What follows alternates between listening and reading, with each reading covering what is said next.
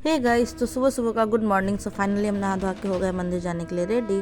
और अभी हम निकल चुके हैं। तो अभी सुबह के करीब 6 या 7 बज रहे हैं और इतनी सुबह सुबह इतनी कड़क धूप है ना यहाँ कि बस पूछो ही मत। देखो धूप कितना है। और ये रहा पीछे हमारा होटल जिसमें हम रुके थे। तो यहाँ से हम रेडी होकर निकल चुके हैं और हमारे निकलते ही फूल वाले लोग, इतने सारे फूल वाले लोग पीछे घूमते हैं फूल लेने के लिए। तो कहते हैं माता जी को लाल फूल और यानी कि अड़हुल फूल बहुत ही ज़्यादा प्रिय होता है। तो यहाँ हम लेते हैं अड़हुल फूल और फिर हम यहाँ से निकलते हैं आगे की ओर।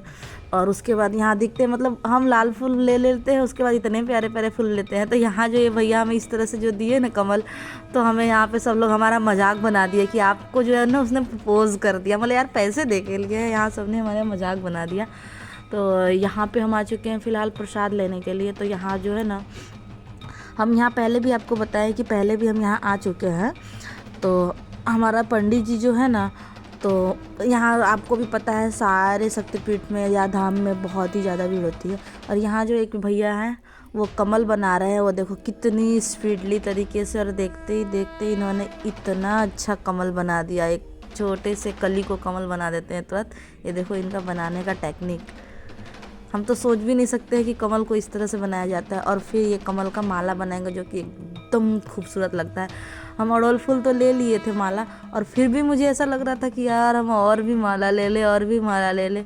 फिर हमारी ननद बताती है कि ज़्यादा लेकर फ़ायदा है नहीं भाभी, वो तो हाथ से टच करके दे देते हैं, इतनी ज़्यादा भीड़ होती है। तो यहाँ जो प्रसाद में आप लोग को दिख रहा है, तो ये यहाँ का मुख्य प्रसाद होता है बॉटल। तो कोई प्लीज़ ऐसा कमेंट मत करना कि इसमें वाइन का बॉटल दिख रहा है। और यहाँ पे देखो धूप बहुत ज़्यादा है और भीड़ भी बहुत ज़्यादा है। तो यहाँ हमें पंडित जी समझाते हैं कि आप लोग को यहाँ से किस तरह से जाना है, क्योंकि लाइन बहुत ही बड़ी थी। अगर हम लोग लाइन में लगे ना तो शायद शाम हो जाए दर्शन करने में, 4-5 घंटे लाइन में लगना पड़ेगा। ये देखो लाइन कितनी बड़ी लाइन है। और अगर आप लोग जाते हो, अगर लाइन में नहीं लगना है, तो आप लोग वही VIP लाइन से जा सकते हो, जिसका कुछ टिकट चार्जेस होता है 400-500 रुपये। तो यहाँ टिकट चार्जेस देने के बाद आपको VIP लाइन में ले जाया जाता है। और आपके साथ में ही पंडित जी होते हैं, तो जो आपको वहाँ अच्छे से पूजा करवा दे।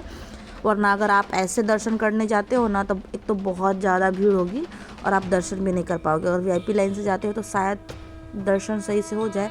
तो फाइनली हमारा दर्शन तो हो गया है। और दर्शन करने के बाद हम लोग जो निकले तो चले, यहाँ कोई नदी है, इतना तो मुझे भी नहीं पता है इसका मान्यता क्या है, पर मेरी ननद जो है वो हमेशा यहाँ आती है, तो वो बताती है कि इसी ननद, ये वाली जो पीछे नदी दिख रही है आपको, इसी नदी में माता जी जो है ना, वो दुर्गा पूजा के जो एकादशी होती है ना, उसमें माता जी को यहीं पे लाकर नहलाया जाता है, इसी नदी में।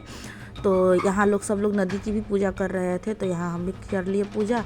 और ये रही गुड्डू रानी, जो ये भी पूजा करने के लिए एकदम तैयार है। तो यहाँ से पूजा करने के बाद हम यहाँ से निकलेंगे और भी बहुत सारे मंदिरों का दर्शन करने के लिए।